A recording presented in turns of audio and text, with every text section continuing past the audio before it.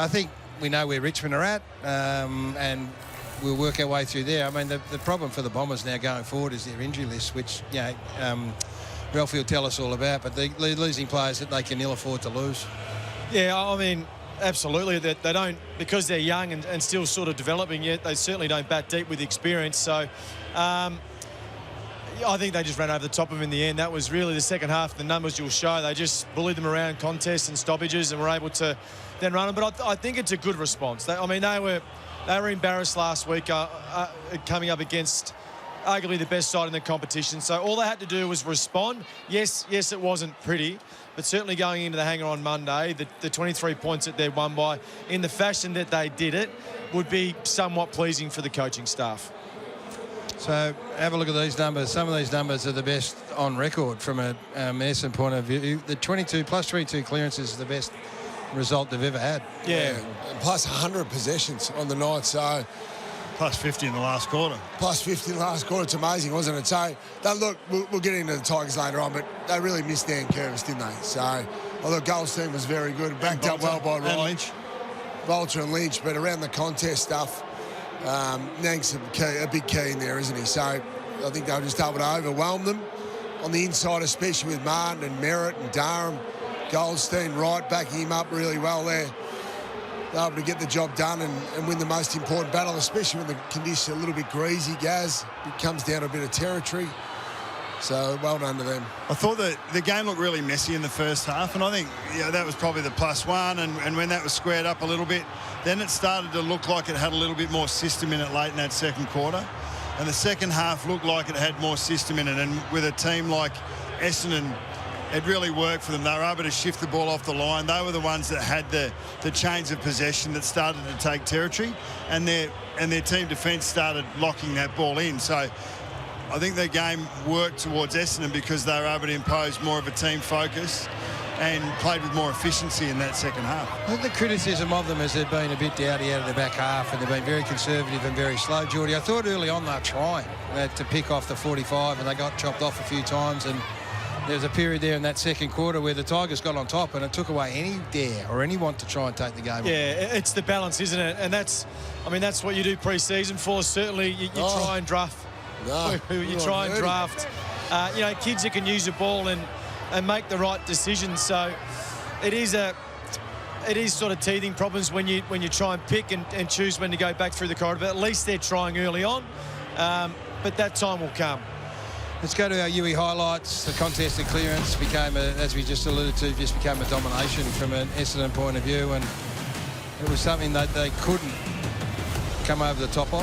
Yeah, there's some big numbers. Merritt, Martin, Caldwell, Durham, who was forward for a lot of it, but then went sort of up in the midfield. Satterfield was doing a job on Hopper, so his numbers weren't big, but the impact was pretty significant. And then in the end, it just became the ability to be able to hold the ball in their front half in the second half. Durham in that first half was significant. He had 7 score assists from 10 of their scores in the first half. So that's how impactful he was. Changed the game. I think as the game, we talk about the second quarterbacks too. I think also, you've got younger ruckman there. Ryan's there. Sims is there as well. So, I think they just started tired. I thought the Essendon midfield more experience. Hopper ended up getting 8 of the 20 clearances on the night, so they didn't have many other options. Taranto kicked goals but didn't have big clearance numbers, so there was just a far greater spread and more options around the midfield. Gaz, I just thought they were more mature and more physical around the midfield battle. As it should have been. I think it worked out in the way it should have been. I just thought it took a little bit longer. This bloke is the story of the night, no question about it. Angus Clark. Hit the post too, would have brought the house down. Young wood chopper. Through the wood chopper. Can't wait to talk to his old man, hopefully. Have you teed him up or not? I've teed him up. I've been texting. This bloke who worked on the carrot farm. Used to work on the carrot farm, so Stewie Clark's his old man's name. And he'll be very proud. Not the cricketer. The whole family would be over the moon. Got a hat-trick out here, I reckon. He had a couple of cans too, so it might be an interesting post-game, so you better stay with us. There's the young fella who's just... What a story. That's the story of the night, though, isn't it? Of course it is. He's lived out the dream. He's come here on the MCG, the mighty MCG. He's had to wait till round 11 to make his debut as a draftee last year.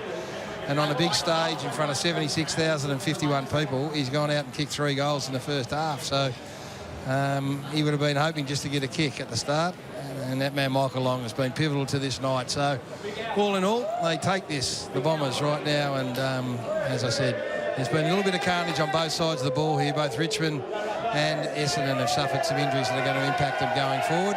There's the obligatory dousing. $30 worth of Powerade down the drain. Getting a few of the media as well in the back, which doesn't hurt. Enjoy this.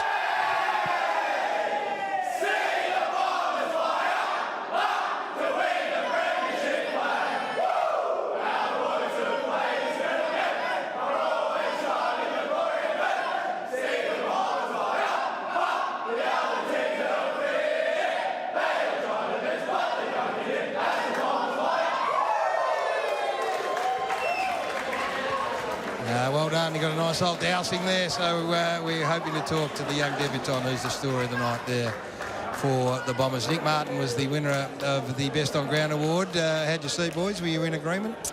Absolutely. Yeah, clear winner, I think, for the KFC MVP award, no doubt about it. Well, let me just tell you, don't forget, if you want your chance to win some digital KFC vouchers, get involved and vote for your FLG Finger Licking Good MVP. Well done, Gary. Fantastic. He was great all night. He played in quite a few centre bounces. He normally starts that high half forward, but he's really an extra midfielder, isn't he, Bucks? Massive numbers, 35 in the end, wasn't it? So 24 kicks at 82%, 6 clearances, 2 goals, 10 score involvements, over 600 metres gained and 8 tackles. So it's an all-round game. Yeah, his class shone through really early in the match and just continued. Kicked a couple of goals in the first half and was able to move around the field and do damage at will. You know, Zach Merritt got moved to behind the ball in that last quarter and racked them up hard. But I think Martin's just such a damaging player. Like, he kicked 5 goals in your first game and he's just continued on. He's just a smart footballer. He's not athletically gifted in the sense of being stronger or faster than anyone, but I think he reads the game. He's a footballer's footballer. He's very smart. What do you do with him, Geordie? Because we saw the first half 2 weeks ago where they beat Sydney. He had 38 touches that night. They tried to tag him with Ben Patton. Yeah. Didn't work at all. Like, do you tag him? Or you let him run around like he did tonight? I think they're difficult. I think what we're seeing in the modern day football is the players that are getting tagged move around so much. It typically used to be if you're a mid, you play mid sort of 100% of the game time, and it's really hard. So even Zach Merritt playing half-back in the sort of the second half, and Nick Martin can float through. It's a little bit like what you said at half-time. It seems like they've got the licence to not have a set position. Yes, it's centre bounce to have a set position, but they're able to go where they're needed, and certainly when their ball is in their hands, the side looks more predictable. Zach Merritt was interesting. He started at the centre bounce and then pushed forward. In actual fact, McAuliffe was his opponent, or Banks was his opponent for a while. In the second half, they just sort of gave up on it. He just did what he wanted, ran around in the back half, and he's a class act. I mean, Durham, to me, turned the game. Martin, as you boys have alluded to, is a super player. The gap between Merritt and the next best player in this side might be as big a gap as there is in the competition. That's how good I think he is. He was okay tonight. I mean, a lot of these possessions came in the second half when he was on his own. But he has to be at his best for them to be able to push forward. They'll be in the 8 at the end of tonight. Yeah, and even like that last kick that he had there, I think he squared it to Dursma in the pocket like that. It's just good signs for the captain of the football club. He could have had a shot at goal. He was sort of 48 metres out and no one would have thought anything of it. But just to still have the awareness to be unselfish and use the ball, I think that's been one of his great qualities. It seems like Durham, Merritt and Martin are clearly the 3 best players in this side. Yeah, I don't think there's any doubt about that.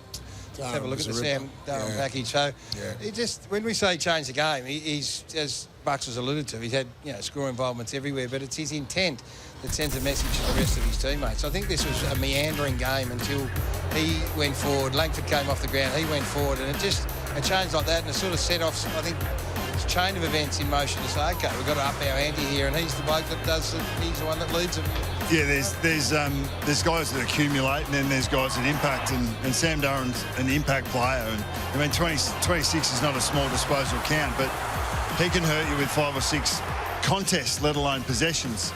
He breaks the pack open. He might stick a tackle, it might be a smother, but it's just bringing extra intensity to the contest, which has been his one wood throughout. I mean, that's that's the way that he goes about his footy. He wills himself on the contest, and he wills his team into a favourable position, and he did it again tonight. And he does it. This is the thing that puts him into this cat. This is why I would love state footy to be around, because this is the sort of story where he would go and play footy for Victoria if it was played in 4 weeks' time, and we'd get a greater appreciation again. Because if you need someone in a centre bounce to win you a centre bounce, you throw him in there at the centre. You need someone in your forward 50, you throw him there. State Gum comes around, puts the big V on, you go, hey, have a look at that. Would you need a second Victorian side for that to happen?